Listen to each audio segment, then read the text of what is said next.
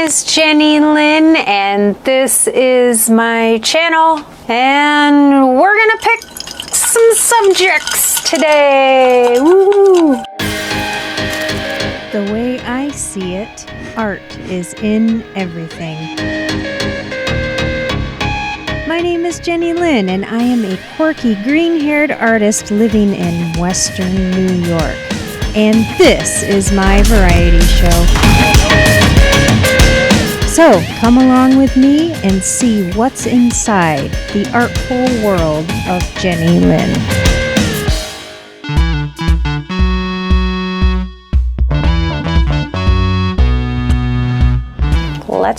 Let's just go. I'm ready. Let's do the next one. So what fearsome critter are we selecting today? It is going to be the fur-bearing trout. You might wonder, what the heck is a fur-bearing trout? But I will inform you, don't worry. It's kind of an obscure one. It's pretty weird, but I like it. It's different. And so the fur-bearing trout is going to be what color? Let's see. It's going to be blue. Okay, blue and a creature underwater. We can, that's kind of, that'll make a little more sense, but you know, yellow krakens are pretty unusual, but hey, we love unusual. All right, this one's gonna be really, really fun. Yay! All right, guys, keep on watching.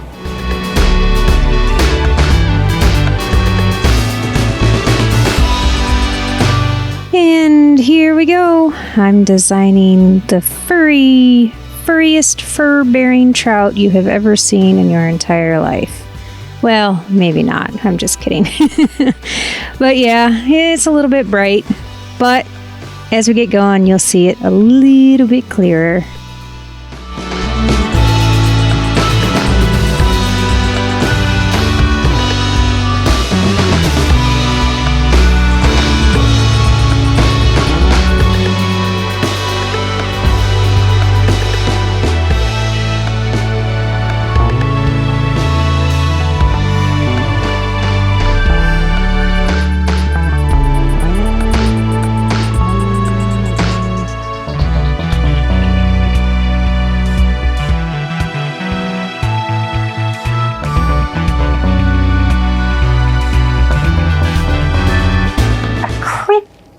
It's an animal that has been claimed to exist, but never proven to exist.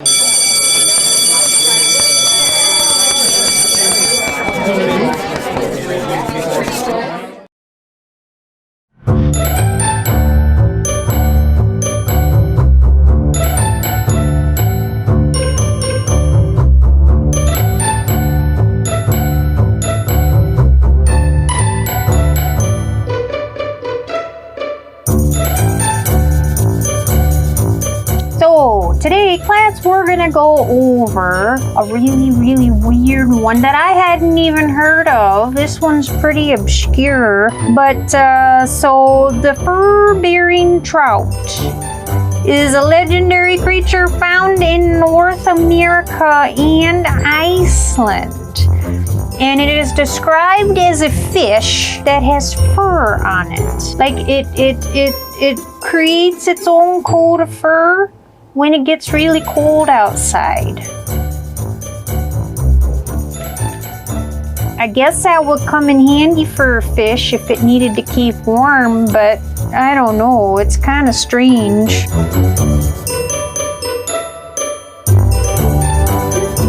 You live as long as me, you'll see some strange things in your life. So, in one tale, it states that this trout grew out of the Arkansas River because there was a bunch of hair tonic that got dumped overboard from one of the cargo boats.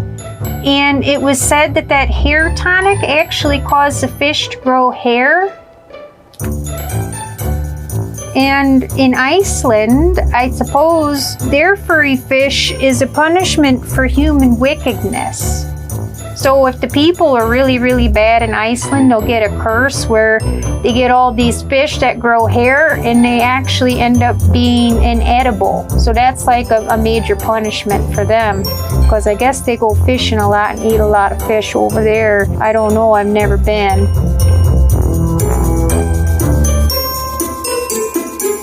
So there are examples in real world, and not just stories. There's examples of hair-like growths that do happen on fish in the wild, and it's actually called cotton mold. So it's kind of this white fur looking stuff, but it's a type of mold, and that's something that can create the appearance of fur. So maybe these stories all come from people not understanding what the cotton mold was, and they just thought that the fish were putting on their fur coats for the winter. I don't really know. I've never seen a furry fish in my whole life.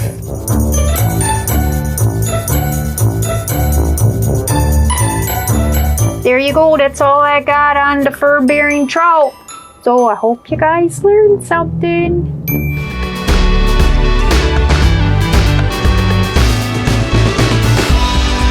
And now we're painting. I'm using golden heavy body acrylic paint, and you'll see me moving the canvas around because I am wrapping this design around the edges.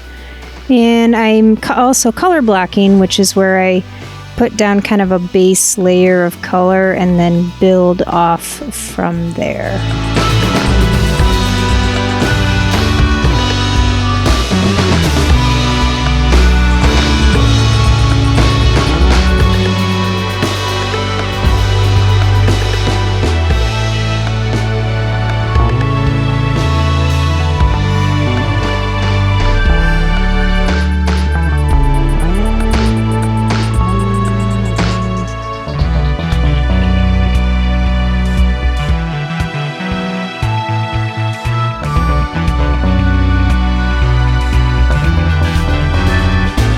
And now it is time for what in the heck is Jenny eating?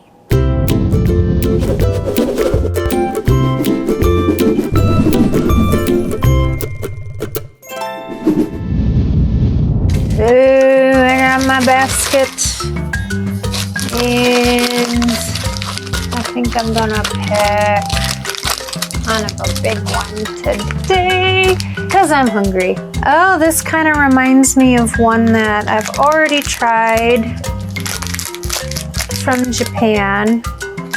I remember there was like a very cylindrical type treat, and it was kind of like a cheesy poof in a way, and that's kind of what this reminds me of. I'm looking to see if there is anything.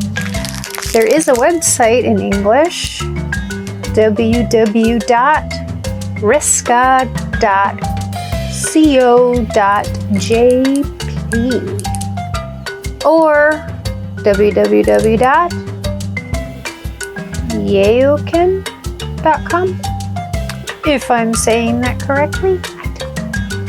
I don't speak the Japanese, guys. But on the front of this, there appears to be some kind of either very human-looking creature. Doesn't appear to have ears. Maybe it's just a human singing. And he's got little flowers. I don't know if they're little daisies or baby sunflowers, but they are also jamming along with him. One of them is playing a guitar and the other is playing a harmonica. It's so cute. Alright. Oh goodness.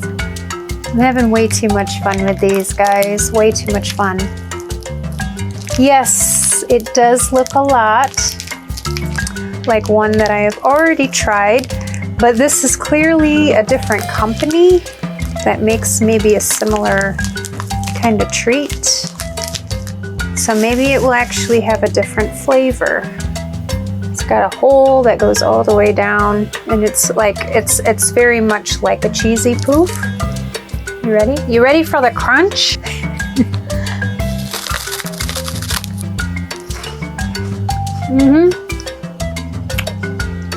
Yep, this one's definitely cheese. The last one I tried was more of a corn flavor, and this one is definitely cheese.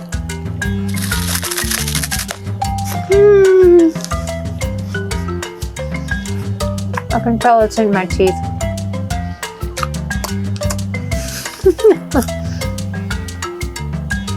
I'm gonna have like these orange. Probably have orange teeth. I'm definitely gonna need to brush my teeth after I eat this because this gets very much kind of stuck. But anyway, love these. These are awesome. This is super good. Highly recommend. Definitely a 5 out of 5. Paper airplanes for this. I enjoy it very much. So, with that said, please keep on watching.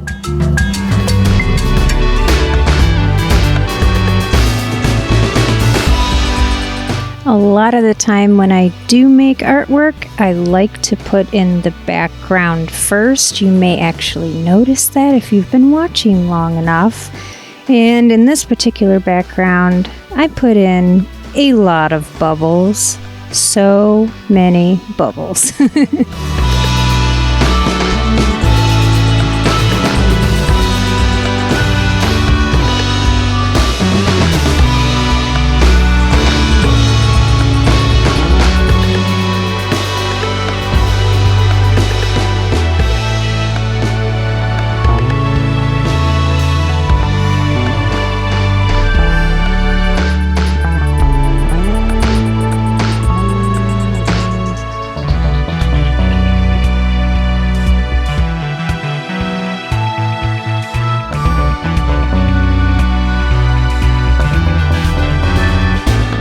So for this segment, I'm gonna open up something that I ordered from Amazon.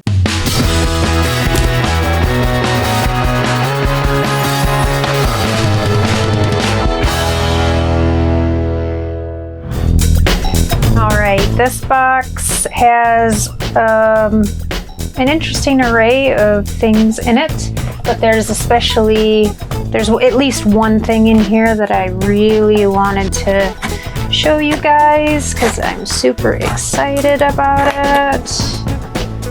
And we're gonna cut it open. I kind of think this is a cool box.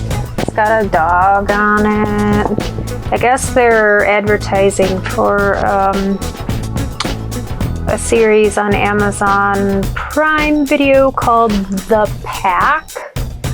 And we watch movies on our Amazon from time to time, and I saw that, I think that's it's like a game where people take their dogs around the world, like it's a race or something. I really don't know for sure, but we are in it. And the first thing that I really want to take out of here is my fluid acrylic paint. This is a golden paint set, and I've been wanting this ever since I started using golden paints again. And I love the heavy body acrylic that I use, but sometimes it's a little too heavy, and so I'm constantly diluting the heavy body down. You know, sometimes I like to use it when it's real heavy, and other times I want thinner paint. So I'm going to give the fluid acrylics a try. I have never used their fluid acrylics before, but I know other artists that absolutely love them.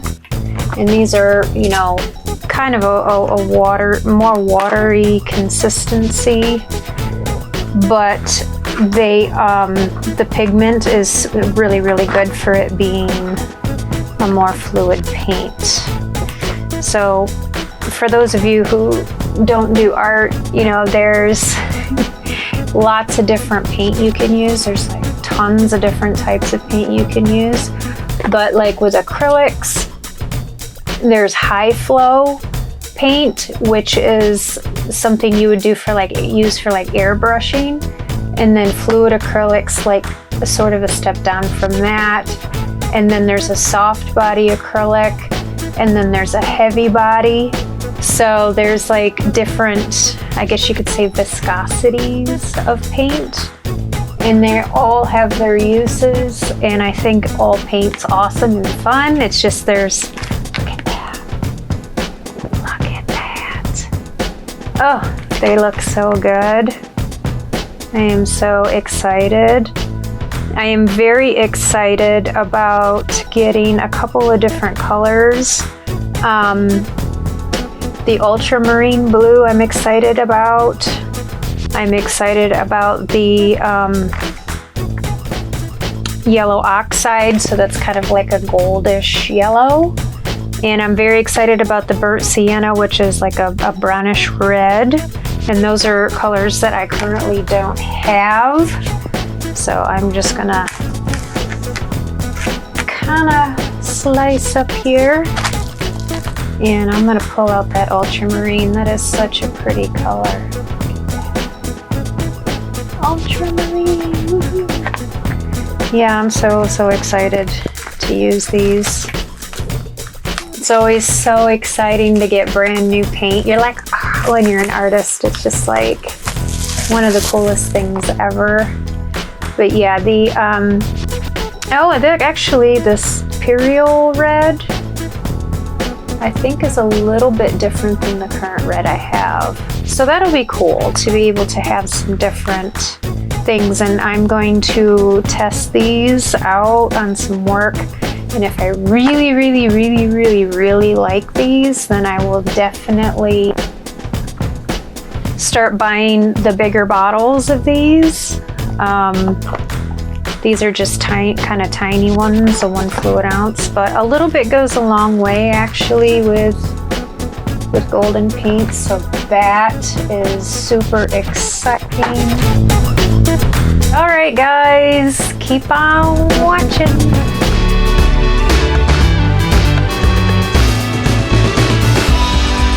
A really interesting thing about working in one color is that sometimes you actually have to find different like tones and shades and lights and darks of the color that you've selected, so that way you can actually make your subject stand apart from the background. So in this series, you'll notice that a lot of times my forefront subjects have a different, shade and tone to them.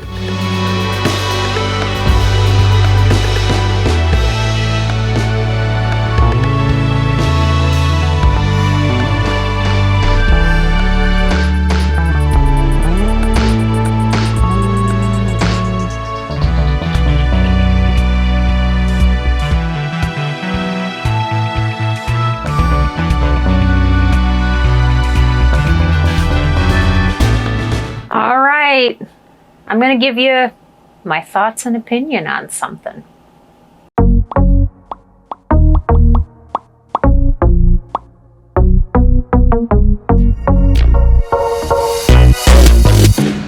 So, I know I think almost everyone has their cure for hiccups. Everybody I have met in my life have a wide variety of things that they swear by that work every single time, like standing on your head and drinking a gallon of water and, being scared, that'll get rid of your hiccups. But I got something that I'm gonna stand by. It's kind of weird, and some of you may have never tried this or heard about it, but I do it and it actually works. You wanna hear what it is? You get a teaspoon of peanut butter and you eat it. Get rid of the hiccups. I swear. It's the best way, it's the only way, and that is my opinion. I'm sticking by it. No, I'm just kidding. There are other methods that actually work for me as well. Like usually, you know, drinking a bunch of water, holding my breath will work too. But if I got the hiccups really, really bad, I swear by the peanut butter trick.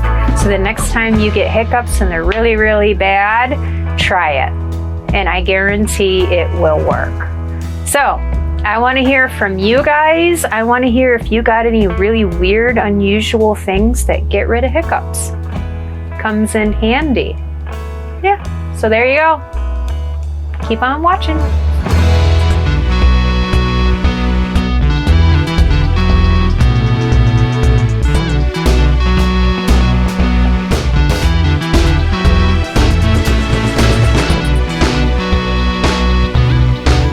This fish was actually one of the easier fish paintings that I've ever done because I didn't take a lot of time to put scales on it because it is supposed to be kind of a smooth and furry fish. And I'm actually really, really thrilled at how the mane came out on him. I think he looks really cool.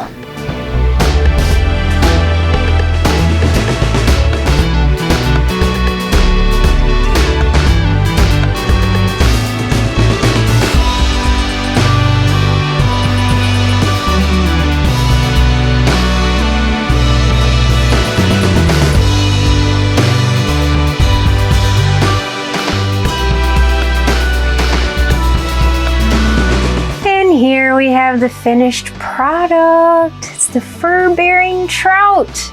I'm pretty happy with how this one came out. I really enjoyed using some of these very vivid blues.